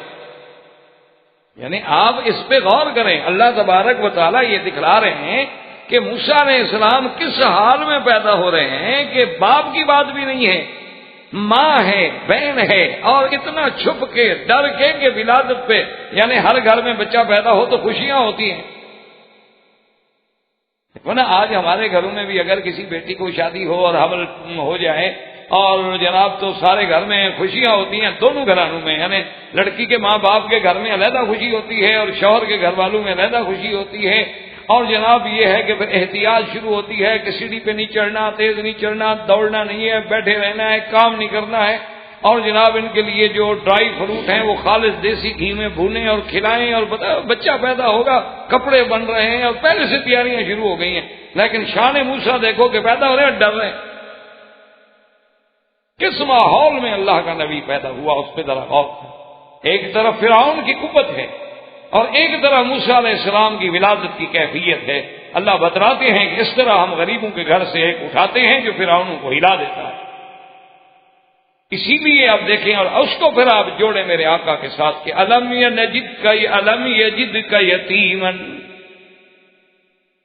الم یجد کا یتیمن فآوا، محمد مصطفیٰ آپ کو ہم نے یتیم نہیں پایا، پھر ہم نے آپ کو ٹھکانہ دیا نا کہ باپ پہلے فوت ہو گیا، ماں 7 سال کی عمر میں فوت ہو گئی، ابھی پوری طرح جناب جوانی چڑھی تو سکا جو چاچا تھا مہربان ابی طالب فوت ہو گیا، اس سے پہلے عبد المطلب فوت ہو گیا، اکیلے محمد عربی سے، اور مقابلہ وقت کے فرائنہ سے ہے، ابو جہل سے ہے، ابی لہب سے ہے، عتبہ عتیبہ سے ہے، شیبہ ربیعہ سے ہے، ولید بن المغیرہ سے، ان لوگوں سے مقابلہ ہے جن کا مکے سے لے کر طائف تک باغات ہیں، زمینیں ہیں، پیسہ ہے، دولت ہے، اور اللہ کے نبی کے پاس واجدک عائلا فاغنا، آپ کو تو ہم نے فقیر پایا، آپ کے تو گھر میں پیدائش کے وقت بتی جلانے کے لیے بھی پیسے نہیں تھے۔ اس لیے دیکھا کریں، قرآن جب پڑھا کریں تو قرآن پاک میں غور کریں، اللہ کے قرآن میں غور و فکر کریں، اللہ تبارک و تعالیٰ کے قرآن کی دعوت کو سمجھیں کہ آخر اللہ ہمیں یہ واقعہ کیوں سنا رہے ہیں بار بار. اس لیے اب قرآن کہتا ہے کہ وَأَوْحَيْنَا إِلَىٰ أُمِّ مُوسَىٰ. یاد رکھیں کہ لفظ وحی جو ہے، ایک تو وحی ہوتا ہے اصطلاحی اور ایک معنی ہوتا ہے اس کا شرعی. بات کو سمجھیں. اصطلاحی جیسے یوں سمجھیں کہ حج کا معنی اگر لغتاً دیکھا جائے تو معنی کیا ہوگا؟ قصد، ارادہ کرنا. لیکن جب اس کا آپ اصطلاحی اور شرعی ترجمہ کریں گے تو یہ ہے کہ خاص مناسک کا، خاص احکام کا، خاص زمانے میں، خاص مکان میں، خاص وقت میں پورا کرنے کا نام حج ہے. تو اسی طرح یاد رکھیں کہ وحی جو ہے، ایک تو وہ وحی شریعت ہے، وحی نبوت ہے، جو اللہ تبارک و تعالیٰ صرف اپنے انبیاء پہ، اپنے رسولوں پہ بھیجتے ہیں، اس کو کہتے ہیں وحی تشریع، وحی شریعت. اور ایک وحی معنی ہوتا ہے لغت کے اعتبار سے، یعنی اللہ نے خفیہ طریقے سے یہ بات کسی کے دل میں ڈال دینا، تو وہ اللہ تبارک و تعالیٰ غیر نبی کو بھی ڈال دیتے. اللہ تبارک و تعالیٰ چاہیں وَأَوْحَىٰ رَبُّكَ إِلَى النَّحْلِ، اللہ شہد کی مکھیوں کو بھی کہتے ہیں کہ ہم نے وحی کی. کیا معنی؟ یعنی ہم نے اس کو سمجھا دیا، ان کے دلوں میں ہم نے بات ڈال دی کہ ان اتخذی من الجبال بیوتا ومن الشجر ومما یعرشون، کہ پہاڑوں پہ اپنے گھر بناؤ. تو اس کو گھر بنانا کس نے سکھلایا؟ اللہ نے. وہاں بھی لفظ وحی ہے، تو اس لیے یہ وہ وحی نہیں ہوتی. اسی لیے میں عرض کر رہا ہوں کہ بعض جو باطل فرقے ہیں وہ اسی لیے دھوکہ دیتے ہیں کہ جیسے مرزا غلام احمد قادیانی کہتا ہے کہ مجھ پہ بھی وحی آتی ہے. مرزا غلام احمد قادیانی نے کہا کئی دفعہ اب کتابوں کے مجھ پہ وحی آتی ہے. تو ایک دفعہ ان کے مریدین نے پوچھ لیا کہ جی وحی آتی ہے تو فرشتے کا نام؟ انہوں نے کہا فرشتے کا نام ہے ٹیچی. بھئی غلط تو نہیں کہا نا؟ نبی جب انگریزی ہوگا تو فرشتے تو انگریزی آئے گا نا. انگریزی نبی پہ کوئی دیسی فرشتہ تو نہیں آ سکتا تھا نا، وہ تو انگریزوں نے نبی بنایا تھا، تو فرشتے تو انہوں نے بھیجنا تھا. اس لیے وہ ٹھیک کہتا ہے کہ ٹیچی آتا ہوگا. ان شیاطین لیوحون، شیطان بھی تو ایک دوسرے پہ وحی کرتے ہیں نا، ایک دوسرے کے دلوں میں بات ڈالتے ہیں. تو اب جناب جب اس کو پکڑا گیا کہ کیسے بدبخت تم کہتے ہو کہ مجھ پہ وحی آتی ہے. یہ جتنے باطل فرقے ہوتے ہیں نا، آپ غور نہیں کرتے. یہ آپ کے جو آغا خواہ ہیں نا، وہ جو بڑے تھے، وہ یورپ کے کسی ملک میں ان کا ایک اجتماع ہوا جس میں اس کے ماننے والے کثیر تعداد میں شریک تھے. تو اس فنکشن میں اس نے آخر میں پتہ نہیں کیا خیال آ گیا، تو اس نے کہا اپنے مریدین سے کہ میں بہت بوڑھا ہو گیا ہوں، کمزور ہو گیا ہوں، آپ میرے لیے دعا کریں کہ خدا مجھے صحت دے، قوت دے، میں اپنی کمیونٹی کی خدمت کر سکوں. کیوں؟ خدا کو تو پھر ماننا پڑتا ہے نا. ابھی امریکہ میں الیکشن ہو رہے ہیں نا، آپ اخباریں پڑھیں، سارے روز خدا کو یاد کریں. دونوں کینڈیڈیٹ دعا کریں خدا میری مدد کرے. وہ کہتے ہیں خدا میں، اب خدا یاد آ گیا. ویسے خدا کو چھٹی دی ہوئی ہے، لیکن اب چونکہ الیکشن لڑنا ہے تو اب تو مدد کی ضرورت ہے اللہ کی. تو اب رات دن ان کو بھی خدا یاد آیا ہوا ہے. تو بہرحال آغا خان کو بھی پتہ نہیں کیسے خدا یاد آ گیا. تو اس نے کہا کہ جی آپ دعا کریں کہ خدا میری مدد کرے اور میں کمزور ہو گیا ہوں. تو ان کے ایک مرید ہیں، وہ بڑے کروڑوں پتی ارب پتی، وہ کھڑے ہوئے. انہوں نے کہا حضرت آپ ہی تو ہمارے خدا ہیں، آپ کے لیے ہم کیسے دعا کریں؟ آپ تو ہمیں صحت و عافیت و طاقت بخشتے ہیں، آپ اس طرح کہہ کے ہمارا امتحان لینا چاہتے ہیں، حالانکہ خدا تو آپ ہیں. تو آغا خان صاحب خاموش ہو گئے کہ چلو مریدین اتنے اعتقاد میں ہیں، پھر ان کو کیوں خواہ حقیقت کھولی جائے. یعنی اس طرح ہر باطل فرقہ یعنی اپنے آپ کو خدا کہلوانے پہ بھی خاموش ہے. اور نمازیں معاف کرتی کہ جی کیا ضرورت ہے نمازیں پڑھنے کی، ایک دفعہ آؤ شاپ کٹھی کر کے پڑھ لو، بس ختم ہو گئی بات. مصروفیات ہے، بزنس کے دن ہیں. یہ اسلام تھوڑا ہے کہ ہمیں نمازوں میں لگا دے اور کافر ترقی کر دیں، بزنس میں آگے بڑھ جائیں. تو بہرحال مقصد یہ ہے کہ غلط فرقے جو ہیں ایسی باتیں کرتے ہیں. تو جب ان کو پریشر پڑا مرزا کو، قادیانی کو، کہ بدبخت واہی واہی کیسے، انہوں نے کہا یار واہی موسیٰ علیہ السلام کی اماں کے پاس بھی تو آئی ہے، وہ بھی نبی تو نہیں تھی نا، تو میرے پاس بھی اس قسم کی وحی آتی ہے. تو نے کہا کہہ دو نا کہ میں نبی نہیں ہوں، اور اگر میں نے یہ دعویٰ کیا ہے تو توبہ کرتا ہوں. اس نے کہا نہیں نہیں، اصل میں وہ جو وائی آتی ہے نا وہ کبھی کبھی مجھے یہ کہتی ہے کہ تم نبی ہو۔ مقصد ہے کہ باطل فرقہ ہے، تو یاد رکھو تو وحی شریعت الگ ہوتی ہے، اور وحی بطور لغت کے اعتبار سے مانا ہوتا ہے خفیہ طریق سے بات کا کسی کے دل میں پہنچا دینا۔ تو اللہ نے موسیٰ علیہ السلام کی اماں کے دل میں بھی بات ڈال۔ موسیٰ علیہ السلام کی والدہ کا نام جو ہے کتب سابقہ میں جو ملتا ہے وہ ہے ایا دخت، اور بعض علماء نے لکھا ہے کتب سابقہ سے ایا رفا، اور ہمارے ہاں بھی جاہلوں کا ایک بڑا عجیب عقیدہ ہے، وہ کہتے ہیں موسیٰ علیہ السلام کی والدہ کا جس کو نام آ جائے نا اس کو بڑے پیسے ملتے ہیں۔ وہ یہ تفسیر کا وہ کہتے ہیں عمل ہے کہ پیسے ملنے شروع ہو جاتے ہیں۔ ایک آدمی مجھ سے بھی پوچھا جی موسیٰ علیہ السلام کی والدہ کا نام، میں سمجھ گیا کیوں پوچھنا چاہتا ہوں، میں نے کہا یار مجھے تو اپنی دادی کا نام نہیں آتا، موسیٰ علیہ السلام کی والدہ تو بہت پہلے پیدا ہوئی تھی، تو ان کا نام میں آپ کو کیسے بتا سکتا ہوں؟ کہتے ہیں جی سنا ہے ان کے نام سے پیسے ملتے ہیں۔ میں نے کہا یار کمال ہے، پھر تو نبی سے بھی افضل ہو گئی کہ موسیٰ کے نام سے تو تمہیں پیسے نہیں ملتے، ہارون کے نام سے بھی تمہیں نہیں ملتے، اللہ کے نبیوں کے نام سے بھی نہیں ملتے، ملتے ہی موسیٰ علیہ السلام کی ماں کے نام سے۔ تو بہرحال کہنے کا مقصد یہ تھا کہ موسیٰ علیہ السلام کی والدہ کے دل میں اللہ نے بات ڈال دی کہ آپ اپنے بیٹے کو دودھ پلائیں، اور دودھ پلانے کے بعد انہیں ایک صندوق میں بند کیا جائے، اور صندوق میں بند کر کے اس صندوق کو دریا میں ڈال۔ اچھا، یہاں پر آ کر دو روایات ہیں، دو یعنی قول ہیں علماء۔ ایک قول تو علماء کا یہ ہے کہ موسیٰ علیہ السلام جب پیدا ہوئے نا تو اماں نے اللہ نے جو بات دل میں ڈالی ہوئی تھی نا اسی کے مطابق موسیٰ علیہ السلام کو فوراً نہلا کے دھلا کے اور ایک چھوٹی سی صندوق بنا لی لکڑی کی، پہلے سے تیار رکھی تھی، اس کے اندر حضرت موسیٰ علیہ السلام کو لٹا دیتی، دودھ پلا کے وہ سو جاتے، اور اس کو رسی لگی ہوئی تھی جس کو وہ باندھ دیتی تھی چھپا کے دریا کے کنارے پہ، اور صندوق دریا میں ڈال دیتی تھی، اور جب آتے تفتیش والے دیکھنے والے گھر میں کوئی بچہ نہیں، وہ چلے جاتے۔ لیکن اتفاق ایسا ہوا کہ ایک دن اللہ کی قدرت سے وہ رسی جو تھی وہ ٹوٹ گئی اور صندوق بہہ گئی۔ یعنی بعض مفسرین کرام رحمت اللہ علیہم اجمعین نے، کیونکہ قرآن تو ایسی تفاصیل بیان ہی نہیں کرتا، کیونکہ اللہ کے قرآن کا تو یہ اسلوب بیان ہی نہیں ہے کہ وہ ان تفاصیل میں جائے کہ جی بس جو اللہ کا حکم ہے اس کا، اور اکثر مفسرین فرماتے ہیں کہ یہ بات نہیں، بات ایک ہی دفعہ کی ہے کہ انرزعیہ فاذا خفت علیہ فالقیہ فی الیم۔ اللہ نے فرمایا موسیٰ علیہ السلام کی اماں آپ اپنے بیٹے کو دودھ پلانے کے بعد جب خوف محسوس کریں گے، تفتیش والے آ گئے، پولیس آ گئے، چیک کرنے والے آ گئے، فالقیہ فی الیم، آپ ان کو دریا میں ڈال دیں۔ قرآن صرف اتنا کہتا ہے، یہ بھی مفسرین نے روایات سابقہ سے دیا کہ یہ مقصد نہیں کہ بچے کو پکڑ کے دریا میں ڈال دو، مانا تھا کہ صندوق بنا کے ڈالا، چونکہ آگے روایات یہ کہتی ہیں کہ صندوق کھولا گیا تو مانا یہ ہے کہ ڈالا بھی صندوق میں گیا، قرآن نے اختصار فرمایا۔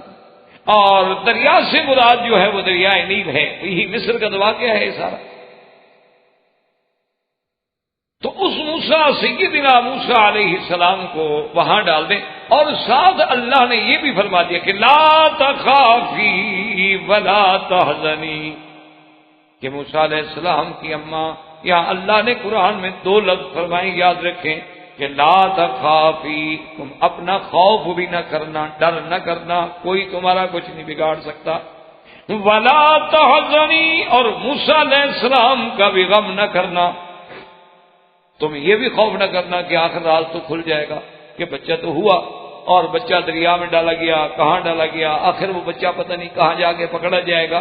اللہ نے فرمایا بالکل تم اپنا ڈر نہ کرو، اور موسیٰ علیہ السلام کا بھی غم نہ کرو۔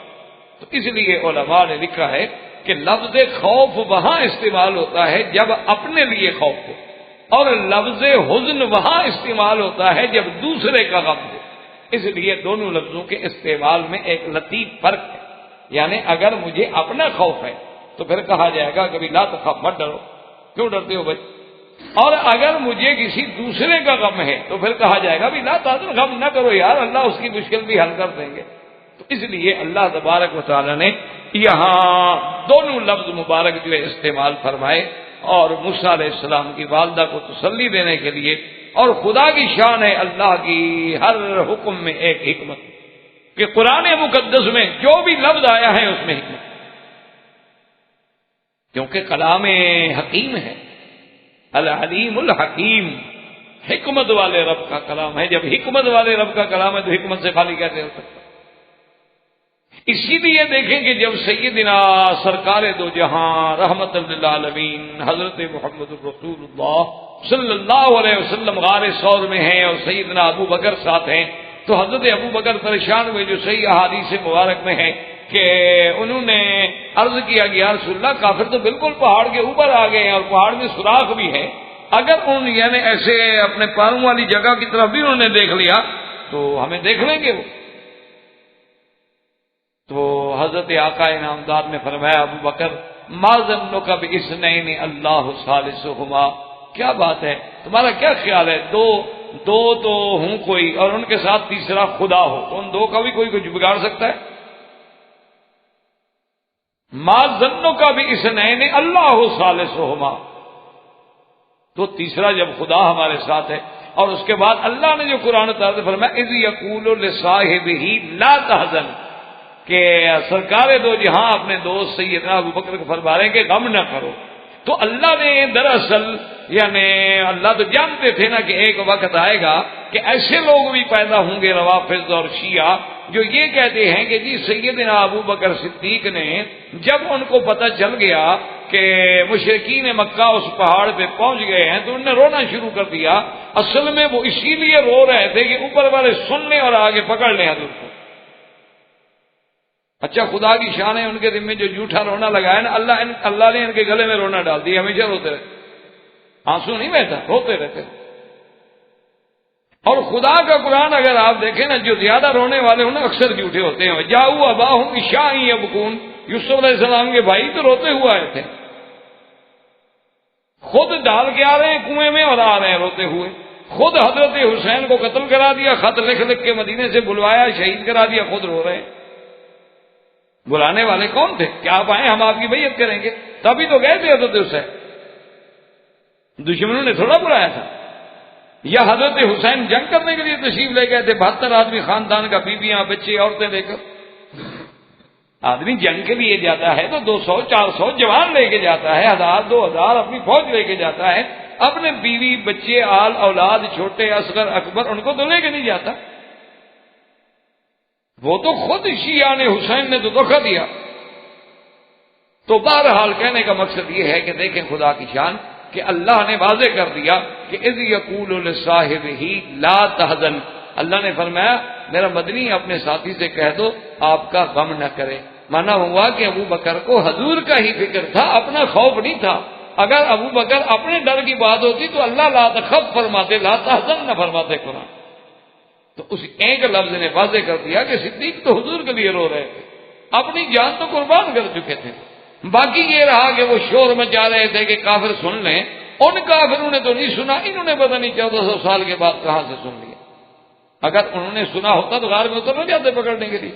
انہوں نے تو نہیں سنا. ان کو رونے کی آواز 1400 سال کے بعد آ گئی. تو اس لیے یہاں یاد رکھیں 2 لفظ ہیں کہ لا تخافی ولا تحزنی. قرآن کی ایک آیت بھی سمجھ آ جائے نا تو سمجھو کہ اللہ کی کروڑ نعمتیں، اور سارا قرآن پڑھ جائے اور ہمیں ایک حرف بھی سمجھ نہ آئے تو پھر اللہ رحمت کرے، پڑھنے کا ثواب تو خیر ہوگا لیکن سمجھنے والی بات تو اور چیز ہے. تو فرمایا کہ تم بھی ڈر نہ کرو، ہم آپ کی بھی حفاظت کریں گے، ہمارے نبی کی ماں ہے، وہ مذاق ہوتی ہے، وہ چھوٹا مرتبہ ہے. ولا تحزنی، اور موسیٰ کا بھی غم نہ کرو. اچھا اور یہ بھی سنو ہم آپ کو مبارک دیتے انا رادوہ الیک وجاعلوہ من المرسلین، اور یہ بھی ہمارا وعدہ ہے کہ موسیٰ علیہ السلام کو پھر لوٹائیں گے آپ کی طرف. یہ بھی ہمارا بات ہے، یہ نہیں کہ بس اب سمندر میں گیا تو بچ جائے گا، پتہ نہیں پھر آپ کو ملے گا کہ نہیں ملے گا. نہیں، انا رادوہ الیک، اور یہ بھی وعدہ ہے وجاعلوہ من المرسلین، اور آپ کے بیٹے کو ہم نبی بنائیں گے، رسول، اتنی شان دیں گے آپ، کوئی فکر. تو اب جناب موسیٰ علیہ السلام کی اماں نے ڈال دیا، اور ڈالنے کے بعد جو ہے وہ اللہ کے قرآن نے تو بالکل اختصار سے اپنا فرمایا کہ فَالْتَقَطَهُ آلُ فِرْعَوْنَ لِيَكُونَ لَهُمْ عَدُوًّا وَحَزَنًا إِنَّ فِرْعَوْنَ وَهَامَانَ وَجُنُودَهُمَا كَانُوا خَاطِئِينَ۔ اللہ نے فرمایا کہ آل فرعون نے پھر اس کو ڈھونڈا، فَالْتَقَطَهُ آلُ فرعون۔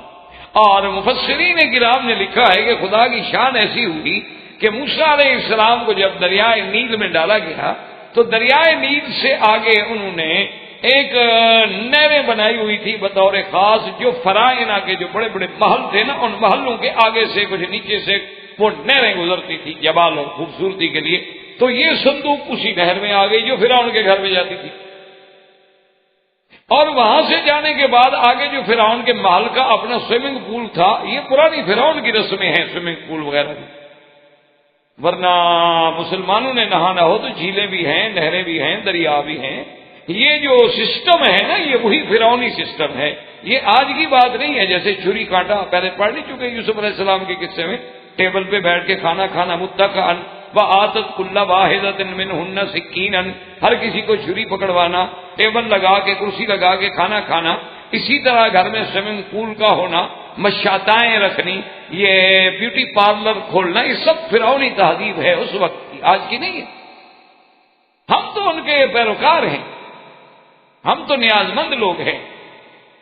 کبھی ہم فرعون کے تہذیب کے پرستار ہیں، کبھی ہم یونان کی تہذیب کے پرستار ہیں، کبھی ہم رومن امپائر کی تہذیب کے پرستار ہیں، اور نہ ملے تو پھر گئے گزرے انگلستان تو ہے ہی ہے۔ ہمارا قریبی جو مربی ہے، تربیت دینے والا، وہ تو انگلستان ہے۔ اس لیے بہرحال تو اب جناب وہ جب صندوق آئی تو قرآن کہتا ہے فَالْتَقَطَهُ آلُ فِرْعَوْنَ، آل فرعون نے اس کو پکڑا۔ اس لیے بعض علماء کہتے ہیں کہ آل فرعون سے مراد یہ ہے کہ فرعون کی لڑکی وہاں تھی سوئمنگ پول پہ، تو اس نے پکڑا کہ یہ صندوق ہے، ہمارے گھر میں صندوق کیسے آ گیا، ابھی پکڑو پکڑو پکڑو۔ حالانکہ یہ بات نہیں، آل فرعون سے یاد رکھو، آل سے مراد صرف اولاد نہیں ہوتی، آل سے مراد اولاد بھی ہوتی ہے اور اتباع بھی ہوتے ہیں، یعنی جو ان کے طریقے پہ چلنے والا ہے سب اس کی آل ہے۔ اسی لیے قرآن کہتا ہے کہ ادخلوا آل فرعون اشد العذاب، اور اس سے پہلے قرآن کیا کہتا ہے اغرقوا فادخلوا نارا، کہ جب ہم نے ان کو غرق کر دیا تو اسی وقت ہم نے ان کو آگ میں ڈال دیا، یعنی عالم برزخ قبر کا عذاب شروع ہو گیا نا۔ النار یعرضون علیہا غدوا وعشیا، صبح شام ان کو جہنم کی آگ پہ پیش کیا جاتا ہے۔ وَيَوْمَ تَقُومُ السَّاعَةُ أَدْخِلُوا آلَ فِرْعَوْنَ أَشَدَّ الْعَذَابِ، اور قیامت والے دن اللہ حکم دیں گے کہ آل فرعون کو سخت عذاب جہنم میں ڈال دو۔ تو یاد رکھو آل کا معنی ہوتا ہے اتباع، تو جو فرعون کے طریقے پہ چلنے والے تھے سب آل فرعون، اس سے مراد صرف اس کی اولاد نہیں، ورنہ تو یہ ہے کہ جہنم میں صرف فرعون کی اولاد کو ڈالا جائے گا اور باقی جو ماننے والے ہیں ان کو چھوڑ دیا جائے، نہیں یہ بات۔ اسی لیے دیکھیں آپ قرآن کو اور حدیث کو آپ سمجھیں، اللہ پاک مجھے آپ کو سمجھ دے کہ اللہم صلی علی محمد وعلی آل محمد، یہاں آل محمد نہیں ہے، لفظ ہے آل محمد۔ اللہ نے ایسا کرم کر دیا کہ اللہ نے فرمایا کہ اللہ کے نبی پہ بھی اور نبی کی اتباع کرنے والے، کلمہ پڑھنے والے جو قیامت ہے ان سب پر بھی رحمت۔ کما صلیت علی ابراہیم وعلی آل ابراہیم، اس لیے یہ نہیں کہ جی صرف آل کے لیے درود پڑھتے ہیں، آل سے مراد سب مسلمان ہیں۔ اسی لیے پہلے بھی دیکھ لیں کہ السلام علیک ایھا النبی ورحمۃ اللہ وبرکاتہ، بات تو ختم ہو گئی۔ پھر السلام علینا وعلی عباد اللہ الصالحین، سب پر۔ اس لیے آل فرعون جو تھے، ان کی خادمائیں، ان کی کنیزائیں، وہ سب جو تھیں جناب دیکھ رہی تھی، انہوں نے صندوق دیکھی، حیران ہو گئی، صندوق پکڑی، اور صندوق پکڑنے کے بعد بی بی آسیہ کو اطلاع کی۔ بی بی آسیہ جو ہے یہ فرعون کی بیوی تھی، اس زمانے میں تو کافروں سے نکاح ہوتے تھے۔ بی بی آسیہ زوجہ فرعون تو تھی، لیکن دین فرعون پہ نہیں تھی. یہاں پہ جیسے نوح علیہ السلام کی بیوی، نوح علیہ السلام کی بیوی تو تھی لیکن دین نوح پہ نہیں تھی. لوط علیہ السلام کی بیوی، لوط علیہ السلام کی بیوی تو تھی لیکن دین لوط پہ نہیں تھی. اسی طرح خدا کی قدرت ہے کہ فرعون کی بیوی ہے لیکن دین فرعون پہ نہیں ہے. اللہ نے اس کے دل میں توحید اور ایمان اور سب خیالات جو تھے پہلے سے ڈالے. تو اب محل میں صاف بات ہے کہ ملکہ کو رپورٹ کی گئی کہ جی صندوق ہے. فرمایا جلدی کرو، بلاؤ، کھلو. اور جب صندوق کا شور ہوا تو فرعون بھی آ گیا. فرعون خود بھی آ گیا کیونکہ اس کے محل کا ایک واقعہ تھا. وہ تو پورے محل میں شور ہو گیا نا جی، صندوق پکڑی گئی اور صندوق پکڑی گئی اور صندوق دریا سے نہروں میں آئی اور نہروں سے ندی نالوں میں جاتی اور وہ تو ہمارے محل کے سوئمنگ پول میں آ گئی، تو حوض میں آ گئی. تو فرعون بھی آ گیا اور اس صندوق کو کھولا گیا. جب صندوق کو کھولا جناب تو اندر تو موسیٰ علیہ السلام بیٹھے ہوئے ہیں. وہ تو نبی کا جلال ہے، جمال ہے، کمال ہے. تو جب فرعون کی بیوی نے دیکھا تو اس لیے قرآن کہتا ہے وَقَالَتِ امْرَأَتُ فِرْعَوْنَ قُرَّةُ عَيْنٍ لِّي وَلَكَ. فرعون کی بیوی نے جب دیکھا تو اس نے کہا کہ بادشاہ سلامت، یہ تو بچہ، یہ تو تمہارے اور میری آنکھوں کی ٹھنڈک ہے. یہ تو ایسا بچہ تو ہم نے دیکھا ہی نہیں. تو مفسرین نے لکھا ہے کہ فرعون کہنے لگا کہ تمہاری آنکھوں کی ٹھنڈک ہو تو ہو، میری نہیں ہے. تو اسی لیے علماء نے لکھا ہے کہ پہلے دن اس نے نبی کی توہین کی تو اللہ نے کفر پہ موت لکھی، بدبخت کی. ہو سکتا ہے کہ پیغمبر کی توہین نہ کرتا تو اللہ ایمان نصیب کرتا. اللہ تبارک و تعالیٰ کیونکہ جو لوگ انبیاء کی اور اللہ کے عباد صالحین کی توہین کرتے ہیں پھر ان کے لیے بڑے مشکلات. تو انہوں نے کہا کہ اگر وہ بھی کہہ دیتا، کیا ایک بچے تھا کہ قرۃ عین لی ولک، بیوی ملکہ تو بڑی یعنی لائق فائق ہے نا، کہ اس نے کہا کہ میری بھی آنکھوں کی ٹھنڈک اور تیری بھی. اور لا تقتلوه عسى ان ينفعنا او نتخذه ولدا وهم لا يشعرون. اور فوراً بی بی نے کہا کہ مہربانی کر کے لا تقتلوا، چونکہ وہ جانتی تھی یہ تو وہ سال ہے جس میں بچے قتل کیے جاتے ہیں، اور یہ بچہ تو خود فرعون کے گھر میں آ گیا، دشمن کے گھر میں خود آ گیا، قاتل کے گھر میں خود آ گیا ہے مقتول. لا تقتلوه عسى، قتل نہ کریں ہرگز. عسى ينفعنا، ہو سکتا ہے کہ ہمارے لیے ویسے نفع ہو، یا ہم اسی کو ہی بیٹا بنا، اور نتخذہ ولدا، ہم بیٹا بنا لیں گے. اللہ نے فرمایا ان کو پتہ نہیں کیا کر رہے ہیں، کیا سوچ رہے ہیں. وہ اپنی سوچوں میں ہیں اور تقدیر کے اپنے فیصلے ہیں. من درج خیال فلک درج خیال، ہم اپنا خیال کرتے رہتے ہیں اور مالک کے فلک و سما اپنے خیال میں ہیں، اور خیال تو اسی کا چلے گا جو مالک. اب قرآن کہتے ہیں وَأَصْبَحَ فُؤَادُ أُمِّ مُوسَىٰ فَارِغًا إِن كَادَتْ لَتُبْدِي بِهِ لَوْلَا أَرَّبَتْنَا عَلَىٰ قَلْبِهَا لِتَكُونَ مِنَ الْمُؤْمِنِينَ. اللہ پاک فرماتے ہیں کہ اب موسیٰ علیہ السلام کی ماں پہ کیا گزری. آپ خود تصور کریں نا کہ بیٹا ہو اپنے ہاتھوں سے آدمی صندوق میں ڈال کے دریا میں ڈال دے تو وہاں پہ کیا گزرے. اللہ نے فرمایا اگر ہم نے اس کے دل کو نہ تھام لیا ہوتا نا، وہ تو کھل کے بات کہہ دیتی، رو پڑتی فراق میں کہ میرا بیٹا ہے، میرا بیٹا ہے، کہاں گم ہو گیا، بھاگ پڑتی. لیکن ربطنا علی قلبہا، ہم نے اس کے دل کو باندھ دیا. اس لیے علماء فرماتے ہیں کہ یہ درجات ہیں. پہلا درجہ ہوتا ہے انابت کا، وَأَنِيبُوا إِلَىٰ رَبِّكُمْ، اور دوسرا درجہ ہوتا ہے ہدایت کا، اور تیسرا درجہ ہوتا ہے استقامت کا، اور چوتھا درجہ ہوتا ہے ربط کا کہ اللہ تبارک و تعالیٰ پھر جس پہ راضی ان کے دلوں کو خود تھام لیتے ہیں، ان کو پھر خود کنٹرول کر لیتے ہیں کہ ان سے پھر کوئی غلط بات ہونی نہیں، ان سے بے صبری کا کلمہ نکلنے ہی نہیں. اس لیے بی بی صاحبہ نے صبر کیا اور فرمایا وَقَالَتْ لِأُخْتِهِ قُصِّيهِ فَبَصُرَتْ بِهِ عَنْ جُنُبٍ وَهُمْ لَا يَشْعُرُونَ. بیوی نے حضرت موسیٰ علیہ السلام کی بہن سے کہا کہ بیٹی جاؤ اپنے بھائی کا پتہ بتاؤ. کسی ہے کہ ہمارا کیا ہوتا ہے بھئی اسی آثار پہ جدھر ہم نے صندوق ڈالی ہے اور پانی بہ رہا ہے لازمی بات ہے کہ صندوق ادھر نیچے ہی جائے گی، تو تم ذرا وہی راستہ لے کے نیچے چلی جاؤ ڈھونڈتی جاؤ، پتہ نہیں پتہ لگ جائے گا موسیٰ علیہ السلام کا۔ چلو کچھ تو تسلی ہو، کچھ تو ہم اپنی طرف سے کوشش کریں۔ یہاں بھی اللہ نے قرآن میں بی بی حضرت موسیٰ علیہ السلام کی بہن کا بھی نام لے دیا، لیکن بعض مفسرین فرماتے ہیں کہ ان کا نام ام کلثوم تھا۔ لیکن بہرحال قرآن کی تو یہ سنت اللہ ہے کہ قرآن عورتوں کے نام نہیں لیتا الا مریم، کیونکہ عیسیٰ علیہ السلام کا چونکہ ولادت ہی بغیر باپ کے ہوئی تھی تو قرآن نے وہاں صرف نام لیا ہے، جس سے اشارہ ملا ہے کہ عورت کے صرف وجود کا پردہ نہیں ہوتا، عورت کے نام پر بھی پردہ۔ اسی لیے علماء کا حکم ہے کہ کبھی بھی اپنی عورت کو نام لے کے نہ پکارا کر۔ آج کل تو خیر رواج یہی ہے نا جی، نام لے کے ہی پکارا جاتا ہے، اسی لیے تو نام الٹے پلٹے رکھتے۔ میں نے شاید پہلے بھی آپ کو ایک لطیفہ سنایا تھا کہ نہیں، میرا اپنا ایک دوست ہے، مولوی ہے، خطیب ہے، بہت بڑا معروف آدمی ہے ماشاءاللہ۔ بہرحال نام تو میں نہیں لیتا تھا کہ غیبت میں شمار نہ ہو جائے۔ تو وہ حج پہ اتفاق سے آئے ہوئے تھے، میرے دوست ہیں ماشاءاللہ، ان کی بڑی مہربانی ہے۔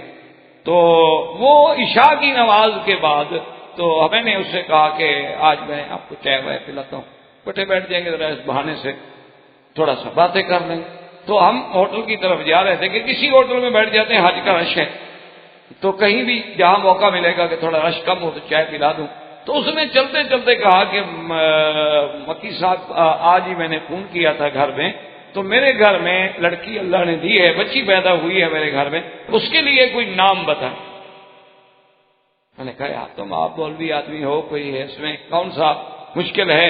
ہمارے لیے تو بہرحال یہ سیدہ عائشہ کا نام ہے، سلمہ ہے، ام حبیبہ ہے، بی میمونہ ہے، ماریہ قبطیہ ہے، سیدہ خدیجہ ہے، بی بی سودا ہے، اتنے بڑے نام ہیں، ہمارے لیے کیا کمی ہے، کوئی نام رکھ لو۔